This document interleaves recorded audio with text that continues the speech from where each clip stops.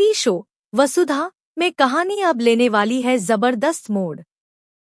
चाहे कितनी भी कोशिश कर ले चंद्रिका देव और वसु को अलग करने की, लेकिन सच्चा प्यार इतनी आसानी से हार नहीं मानने वाला।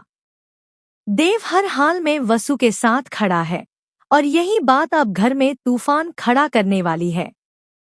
आने वाले एपिसोड्स में आप देखेंगे कि चंद्रिका एक बार फिर साफ शब्दों में कह देती है कि वसु इस घर की बहू कभी नहीं बन सकती।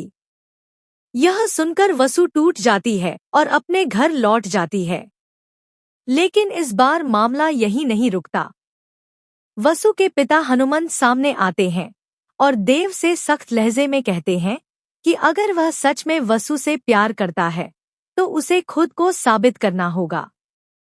वह कहते हैं कि सिर्फ बातें काफी नहीं होती, रिश्ते निभाने के लिए जिम्मेदारी और हिम्मत भी चाहिए। देव बिना पीछे हटे जवाब देता है कि वह हर परीक्षा देने को तैयार है। लेकिन उनकी यह बातचीत कोई और भी सुन रहा होता है। सारिका चुपचाप सब रिकॉर्ड कर लेती है और यह बात चंद्रिका तक पहुंच जाती है।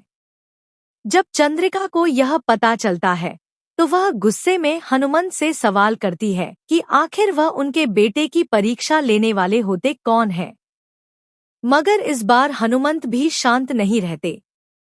वह स्पष्ट शब्दों में कहते हैं कि एक पिता को अपनी बेटी के भविष्य की चिंता करने का पूरा अधिकार है।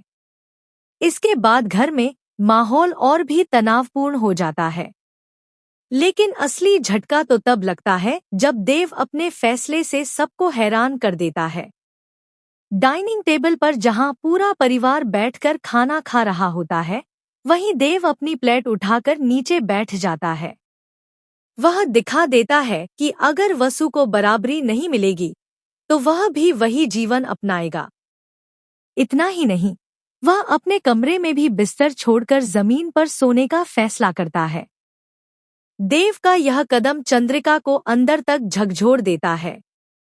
पहली बार उसे एहसास होता है कि उसका बेटा अब सिर्फ उसका नहीं, बल्कि अपने प्यार के लिए लड़ने वाला इंसान बन चुका है।